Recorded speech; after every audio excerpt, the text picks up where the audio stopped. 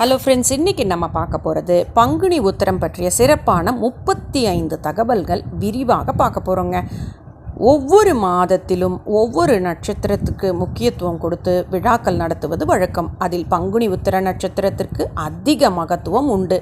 இந்த திருநாளில்தான் மிக அதிகமான தெய்வ திருமணங்கள் நடைபெற்றதாக புராணங்கள் கூறுகின்றன.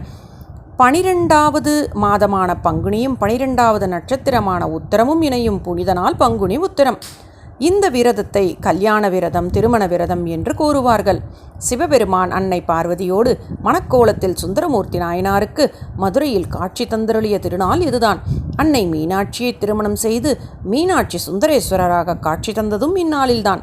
ஆண்டுதோறும் மதுரையில் இத்திருமண விழாவை பங்குனி உத்திரத்தன்று சிறப்பாக நடத்துகின்றனர். சிவனின் தவத்தை கலைத்ததினால் இறைவனின் நெற்றிக்கண்ணால் மன்மதன் எரிக்கப்பட்டான்.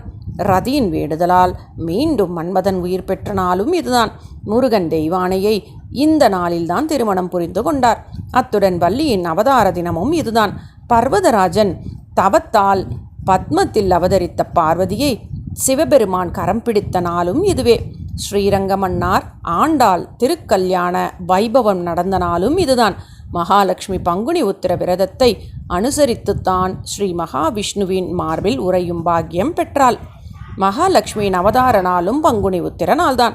இந்நாளில் வைணவ ஆலயங்களில் மணக்கோலத்தில் தாயாரும் திருமாலும் காட்சி தருவார்கள். அன்று காஞ்சி வரதராஜர் ஆலயத்தில் ஸ்ரீ பெருந்தேவி தாயார் சந்நிதியில் ஸ்ரீதேவி பூதேவி மலையாள நாச்சியார் ஆண்டாள் மற்றும் பெருந்தேவி தாயார் சகிதமாக ஸ்ரீ வரதராஜர் காட்சி தருவார். காஞ்சியில் காமாட்சி ஏகாம்பரேஸ்வரர் திருமண விழா நடைபெறும் போது அதே மண்டபத்தில் ஏராளமானோர் திருமணம் செய்து கொள்வார்கள். தேவேந்திரன், இந்திராணி, நான்முகன், கலைவாணி திருமணங்களும் பங்குனி உத்திரத்தில் தான் நடைபெற்றன.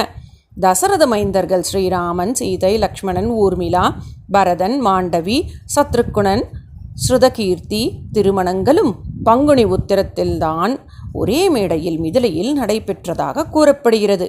27 கன்னிகைகளை சந்திரன் மனைவிகளாக ஏற்றுக்கொண்ட தினமும் இதுதான்.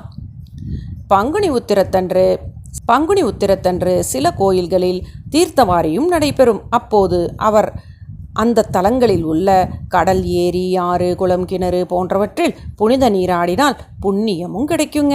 பங்குனி உத்திரத்தன்று கன்னிப்பெண்கள் கல்யாண விரதம் கடைபிடித்து அருகே உள்ள ஆலயங்களில் திருமணக்கோல தெய்வங்களை தரிசித்தால் அவர்களுக்கு கல்யாண வைபோகம்தான். அதுபோல திருமழப்பாடியில் நந்தி கல்யாணம் கண்டால் முந்தி கல்யாணம்தான். பங்குனி மாதத்தில் ஏற்றிய தீபத்தில் சிவனும் பார்வதியும் ஐக்கிய சுரூபமாக காட்சி தருகின்றனர். அதனால் அன்று திருவிளக்கு பூஜை செய்து பாவங்களை விலக்கி பகை அகற்றி புண்ணியத்தை பெறலாங்க. காரைக்கால் அம்மையார் முக்தியடைந்த தினமும் பங்குனி உத்திரம்தான். அன்று தண்ணீர் பந்தல் வைத்து நீர்மோர் தானம் தருவது மிகவும் புண்ணியம். 42 ஆண்டுகள் பங்குனி உத்திர விரதம் இருந்தவர்களின் மறுபிறவி தெய்வ பிறவியாக அமையும் என்று சொல்வார்கள். இந்த திருநாளில் லோபமுத்திரை அகத்திய முனிவரையும் திருமாலின் புதல்விகளான அமிர்தவல்லியும் சுந்தரவல்லியும் தேவயானை வள்ளியாக பிறவியெடுத்து முருகனையும் மணந்து கொண்டனர். பூர்ணா, பூஷ்கலா ஐயப்பனையும் ரதி மன்மதனையும் கல்யாணம் செய்து கொண்டனர் என்று கந்தபுராணம் கூறுகிறது. திருமணஞ்சேரி, ஆலங்குடி, ஸ்ரீவாஞ்சியம், திருமகள், திருவிடந்தை, திருவேதிக்குடி, பிள்ளையார்பட்டி, திருவீழிமிழலை, திருப்பரங்குன்றம், கன்னியாகுமரி, காஞ்சி, மாங்காடு, ஸ்ரீவில்லிபுத்தூர், திருச்செந்தூர், திருச்சக்திமுற்றம், திருமணஞ்சேரி, கேரளத்தின் ஆரியங்காவு மற்றும் மணமுடிச்சநல்லூர், திருப்பாச்சேத்தி, திருவெங்காடு, திருவேல்விக்குடி, திருநெல்வேலி, திருவாரூர், வேதாரண்யம், திருவிடை மருதூர், கும்பகோணம், திருநல்லூர், திருமழப்பாடி, திருப்பாலைத்துறை, பந்தநல்லூர், மதுரை, திருக்குற்றாலம், திருவேற்காடு, திருச்சோற்றுத்துறை, வைத்தீஸ்வரன் கோயில், திருநாகேஸ்வரம், பூவாலூர், சக்தி கோயில், திருமண மங்கலம், விசாலேஸ்வரன் கோயில், தாடிக்கொம்பு, திருத்துறைப்பூண்டி ஆகிய தலங்களில் ஏதேனும் ஒன்றிற்கு சென்று திருமணம் விரைவில் முடிய வேண்டும் என்று வேண்டிக் கொண்டு வரலாம். வேண்டுதல் சீக்கிரம் நிறைவேறும். திருமால் கன்னிகாதானம் செய்து வைக்க பிரம்மன் வேள்வி நடத்த சொக்கநாதரான சிவன் மீனாட்சியை பங்குனி உத்திரத்தில் தான் மணக்கிறார். திருமண வைபவத்தில் கன்னிகாதானம் அளிக்கும் சடங்குதான் முக்கியமானது. இக்கோல சுதை சிற்பம்தான் எல்லா திருமண மண்டபங்களிலும் மணமேடையின் பின்புற சுவற்றில் இடம்பெற்றுள்ளது. அவ்வளவு அழகிய அற்புதமான காட்சி இது. சிவபார்வதி திருமண கோலங்களில் ஏதேனும் ஒன்றை தரிசித்தாலும், ஆலயங்களில் திருமண வைபவம் நடைபெறும் போது அதில் கலந்து கொண்டாலும் மங்களகரமான மணவாழ்வு பெற்று மகிழ்வுடன் வாழலாம்.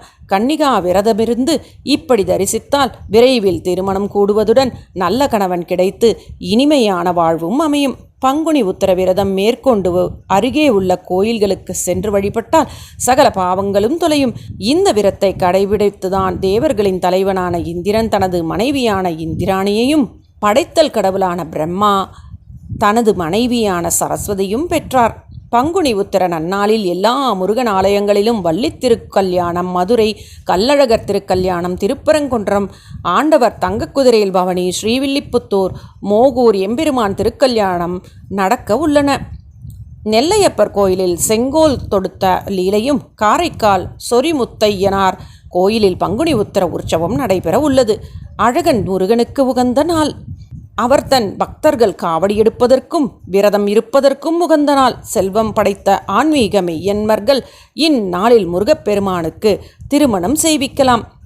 உவமையற்ற வில்வீரன் அர்ஜுனனுக்கு பல்குணன் என்ற திருநாமம் உண்டு. இது பங்குனி உத்தரத்தன்று பிறந்ததால் வந்த பெயர்.